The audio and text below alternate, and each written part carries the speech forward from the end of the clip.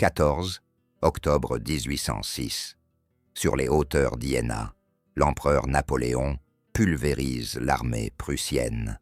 C'est la version officielle, le mythe que l'on vous a raconté. La vérité, elle, est bien plus terrifiante, et bien plus glorieuse, car au même instant, à quelques kilomètres de là, un drame se jouait dans le brouillard. Un drame que l'empereur lui-même refusa de croire. Un seul homme, un maréchal au visage d'airain et à la volonté de fer, isolé, sans ordre, face à un ennemi 2 fois supérieur en nombre. Il n'affrontait pas une partie de l'armée prussienne. Il faisait face au cœur battant de la machine de guerre ennemie, le roi, ses meilleurs généraux, sa cavalerie d'élite, la totalité de leur puissance. Il n'avait que 2 choix, la fuite et le déshonneur, ou l'anéantissement. Il en choisit un 3e, l'impossible victoire. Dans cette vidéo, nous n'allons pas seulement raconter une bataille, nous allons exhumer une légende. Vous allez découvrir comment un seul corps d'armée a offert à la France sa plus grande victoire de la campagne, sans l'empereur.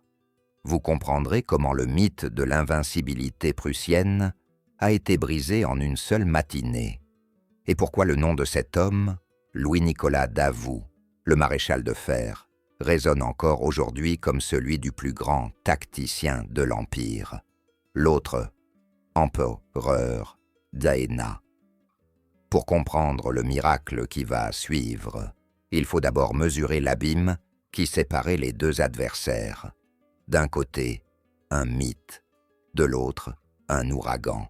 Le mythe, c'était la Prusse, une nation dont l'identité même avait été sculptée par l'armée. Son âme était l'héritage d'un seul homme, Frédéric le Grand. Depuis 50 ans, l'Europe entière tremblait devant le fantôme de ses victoires. L'armée prussienne se voyait comme l'incarnation de la perfection militaire. Une horlogerie précise, où chaque soldat était un rouage obéissant, chaque manœuvre une démonstration de géométrie martiale. Leurs généraux, descendants des vieilles familles aristocratiques, regardèrent le reste du monde avec un mépris glacial. Pour eux, Napoléon n'était qu'un parvenu, un aventurier corse à la tête d'une horde indisciplinée, issue des bas-fonds de la Révolution. La reine Louise de Prusse, belle et farouche, poussait à la guerre, paradant en uniforme, convaincue qu'une simple démonstration de force suffirait à balayer ces Français prétentieux. C'était une arrogance figée dans le marbre, une confiance absolue en un passé glorieux, incapable de voir le présent qui allait la dévorer. Ils étaient le passé. Ils allaient affronter l'avenir. Car en face, ce n'était pas une armée, c'était la grande armée, la plus formidable force de combat que le monde ait jamais connue. Ce n'était pas un mécanisme, mais un organisme vivant, animé par une énergie nouvelle, la gloire. Ces soldats n'étaient n'épais des automates, c'étaient des citoyens qui avaient conquis leurs droits dans le sang de la Révolution. Ils ne se battaient pas pour un roi, mais pour la nation, et pour l'homme qui l'incarnait. Un empereur qui connaissait le nom de ses régiments, qui récompensait la bravoure au milieu du champ de bataille, qui avait fait d'un fils d'aubergiste un maréchal, et d'un fils de tonnelier un duc. Murat, Ney, Lannes, Soult, Augereau. Ces noms étaient des légendes, des demi-dieux de la guerre sortis du peuple, chacun capable de commander un corps d'armée avec un génie foudroyant. Et à leur tête, Napoléon avait conçu un plan d'une simplicité brutale. Il n'allait pas affronter l'armée prussienne, il allait l'avaler. Par une série de marches forcées, la grande armée s'était glissée derrière l'ennemi, lui coupant ses lignes de communication avec Berlin. Le piège était refermé. Convaincu de tenir le gros des forces prussiennes devant lui, près de la ville d'Iéna, l'empereur prépara son coup de grâce. Il concentra plus de 90 000 hommes pour l'assaut final. Dans ce plan magistral, le 3e corps d'armée, commandé par le maréchal Davout, n'avait qu'un rôle secondaire, un rôle de soutien. L'ordre était clair, marcher vers le nord, traverser la rivière Saale à Naumbourg et bloquer la principale voie de retraite de l'ennemi. 27 000 hommes, une simple force de blocage, un pion sur l'échiquier. Mais l'homme qui commandait ce pion n'était pas n'importe qui.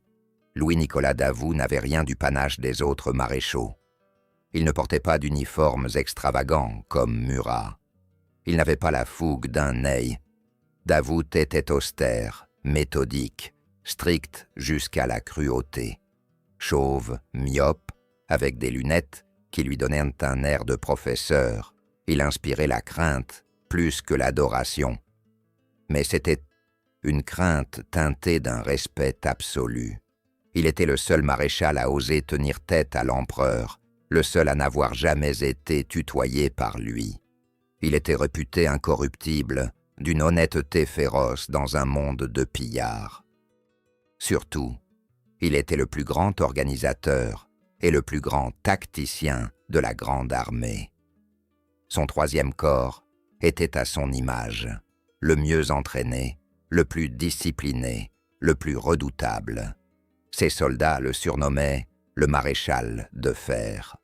Ils savaient qu'il exigeait tout d'eux, mais ils savaient aussi qu'il ne les abandonnerait jamais. Alors que l'aube du 14 octobre se levait, enveloppant la campagne dans un brouillard épais et cotonneux, Davout et ses hommes marchaient vers leur objectif. Ils avançaient vers ce qu'ils croyaient être l'arrière-garde d'une armée en fuite. Ils ignoraient que l'histoire, capricieuse, avait changé les rôles. Ils n'étaient pas les chasseurs, ils étaient l'appât. Et ils marchaient droit dans la gueule du loup. La brume matinale est un linceul qui refuse de se lever. Les premiers coups de feu, crépitants, secs et nerveux. Les tirailleurs français, envoyés en avant-garde, se heurtent à une résistance inattendue. Ce ne sont pas des fuyards qu'ils rencontrent, mais des troupes fraîches, déterminées. Davout, plissant les yeux derrière ses lunettes, sent que quelque chose ne tourne pas rond. Un rapport arrive, haletant, puis un autre. La cavalerie ennemie est nombreuse, très nombreuse. Soudain, comme un rideau de théâtre qui se déchire, le brouillard se dissipe par endroits, et la vérité apparaît, monstrueuse, incroyable. Devant eux, ce n'est pas une arrière-garde, ce n'est pas une division, c'est une mer d'hommes, une forêt de lances et de bannières qui s'étend à perte de vue. Des escadrons de cavalerie par dizaines, des bataillons d'infanterie par centaines, 63 000 Prussiens, l'armée principale. Le roi de Prusse, Frédéric Guillaume, est là. Le feld-maréchal, le duc de Brunswick, leur commandant suprême, est là. Toute la noblesse guerrière du royaume est là. Ils ne sont pas en retraite, ils avancent, droit sur eux, 27 000 Français contre 63 000 Prussiens. Le rapport de force est de plus de 2 contre 1. Toute retraite est impossible. La rivière Saale est dans leur dos, avec un unique pont pour seul échappatoire. Tenter de fuir, c'est se faire massacrer. Un autre maréchal aurait hésité, temporisé, envoyé un messager à l'empereur pour demander des ordres. Mais Davout n'est pas un autre. Il est le maréchal de fer. Il n'a qu'un ordre, tenir le passage. Il comprend en un éclair la situation. L'empereur s'est trompé. Le destin de la campagne, le destin de la grande armée, ne se joue pas à Iéna. Il se joue ici, maintenant, sur ce petit bout de plaine, autour du village d'Assenhausen. Sa décision est immédiate, froide, absolue.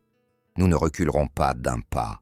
Le troisième corps va devenir une enclume d'acier sur laquelle l'armée prussienne viendra se briser. Le village d'Assenhausen devient le pivot de sa défense. La division du général Gudon, 10 000 hommes, s'y engouffre. Chaque maison devient une casemate, chaque fenêtre une meurtrière, chaque ruelle un piège mortel. La première offensive prussienne est menée par le général Blücher, un homme de guerre féroce et tenace. Il lance sa cavalerie à l'assaut, certain de balayer cette infanterie française audacieuse. La charge est magnifique. Le sol tremble sous les sabots de milliers de chevaux. Mais les hommes de Gudin ne bronchent pas. Ils se forment en carré, des forteresses vivantes, hérissées de baïonnettes. Les fusils crachent le feu à bout portant, fauchant les premiers rangs.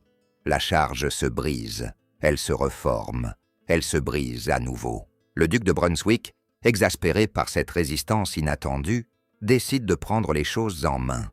Il va mener personnellement l'assaut de l'infanterie de la garde royale prussienne pour écraser ce village maudit. Il s'avance, sûr de lui, incarnation de l'aristocratie militaire, un tirailleur français, caché derrière un muret, l'ajuste. Une balle lui traverse les 2 yeux. Le commandant en chef de l'armée prussienne s'effondre, mortellement blessé. La nouvelle se répand comme un poison dans les rangs. Le commandement est décapité. Le roi Frédéric Guillaume, présent sur le champ de bataille, est incapable de prendre une décision claire. La fameuse machine de guerre prussienne, si parfaite sur le papier, se révèle être un colosse sans tête. Les généraux se disputent les ordres, lancent des attaques décousues. Le général Schmettau lance son infanterie. Elle est repoussée dans un bain de sang. Le prince Guillaume de Prusse mène une autre charge de cavalerie massive sur le flanc droit français, tenue par la division du général Friant.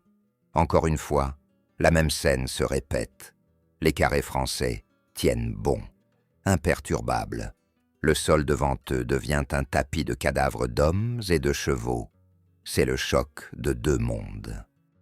D'un côté, une armée prussienne rigide qui manœuvre en ligne parfaite, comme à l'époque de Frédéric le Grand. Une tactique obsolète face à la puissance de feu moderne. De l'autre, une armée française flexible, où chaque soldat sait se battre de manière autonome, où les officiers savent prendre des initiatives. Au milieu de ce chaos, Davout est partout. Son cheval est tué sous lui. Il continue à pied.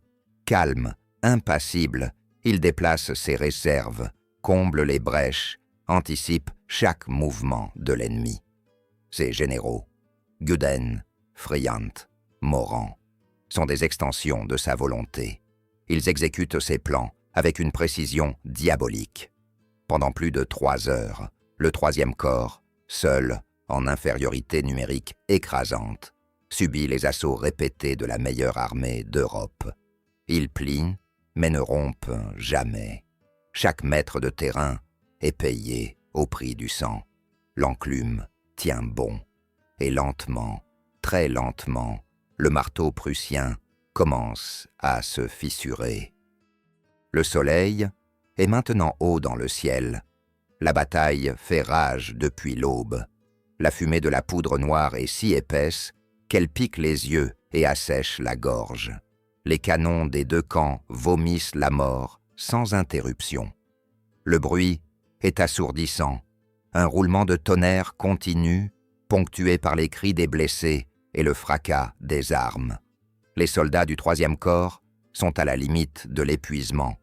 Ils se battent depuis des heures sans renfort, sans répit. Leurs cartouches commencent à manquer. Leurs rangs sont éclaircis. Plus d'un quart d'entre eux sont déjà tombés, morts ou blessés. Mais leur discipline est intacte, leur foi en leur chef, absolue. Ils voient le maréchal de fer, le visage noirci par la poudre, se déplacer calmement le long des lignes, sa simple présence ranimant les courages. Il leur a promis la victoire, et ils le croient. De l'autre côté, le doute s'installe, puis la frustration, puis la peur. Les Prussiens ne comprennent pas. Comment est-ce possible?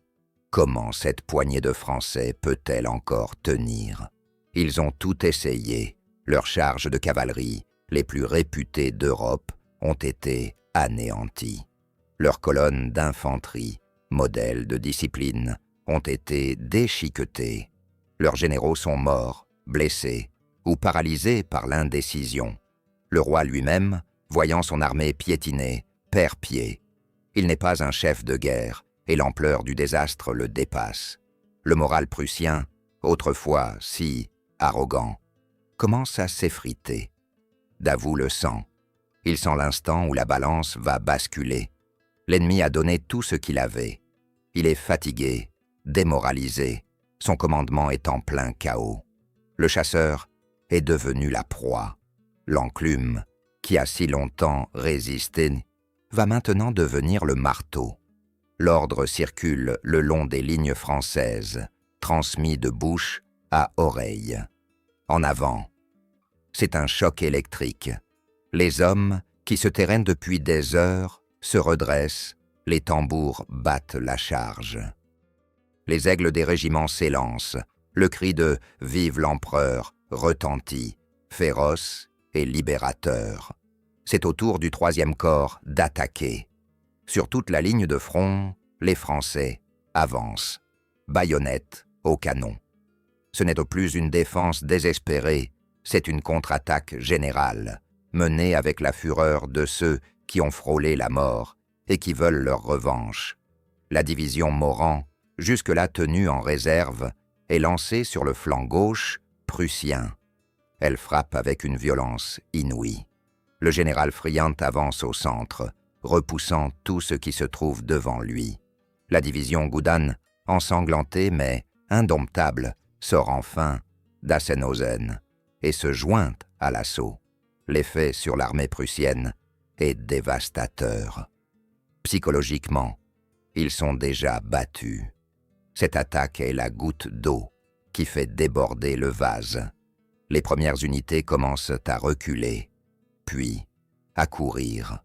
La retraite se transforme en déroute, la déroute en panique totale. La fameuse discipline prussienne vole en éclats. Les soldats jettent leurs fusils, leurs sacs, et fuient pour sauver leur vie. Les officiers tentent de les rallier, mais ils sont emportés par le torrent humain.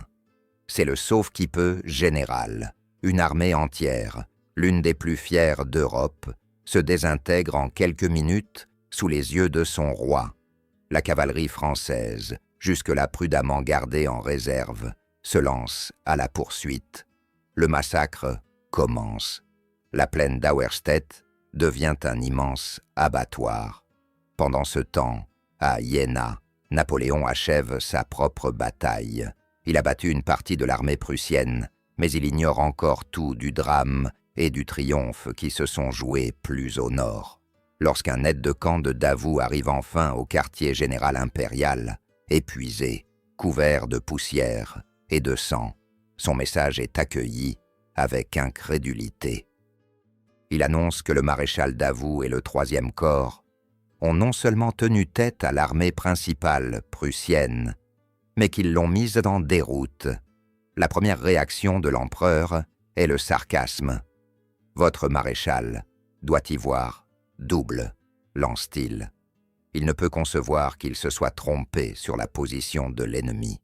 Il ne peut imaginer qu'un de ses subordonnés ait pu remporter une victoire plus grande, plus décisive que la sienne. Mais les rapports continuent d'affluer. La vérité, implacable, finit par s'imposer. La colère de l'empereur se transforme alors en une admiration sans bornes. Il comprend l'exploit surhumain qui vient d'être accompli. 27 000 hommes ont battu et détruit une armée de plus de 63 000 soldats. Ils ont perdu près de 7 000 hommes, un homme sur 4. Mais ils ont infligé plus de 20 000 pertes à l'ennemi, capturé plus de 100 canons et brisé le moral de toute une nation. La bataille d'Auerstedt n'est pas une simple victoire. C'est l'un des plus grands exploits tactiques de l'histoire militaire. Et son auteur, le maréchal de fer, vient de graver son nom au panthéon des immortels. Quand Napoléon passa en revue les survivants du 3e corps, quelques jours plus tard, il fut submergé par l'émotion.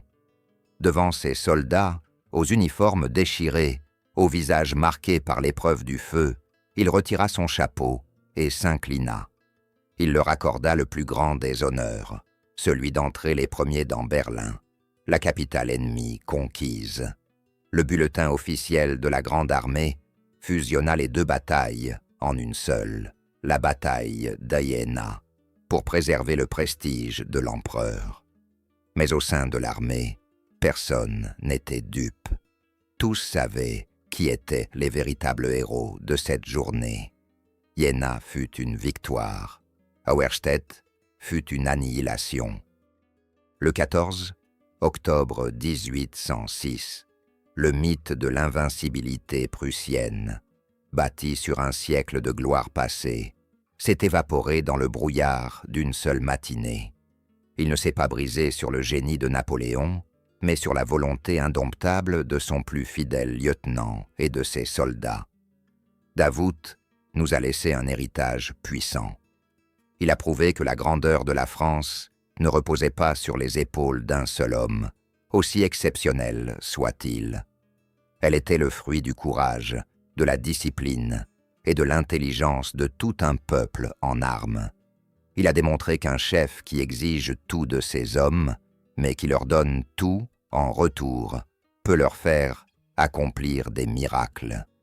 La légende du maréchal de fer est celle d'un homme qui, abandonné de tous et face à une force écrasante, a refusé de céder. Il a transformé une situation désespérée en un triomphe absolu. Son histoire est un rappel éternel. Ce ne sont pas les circonstances qui forgent les héros, mais la décision inébranlable de se dresser quand tout semble perdu. Son nom résonne comme un symbole, celui de la discipline qui triomphe du chaos, de la volonté qui renverse le destin et de l'acier qui brise le roc. C'est cela, l'héritage de fer.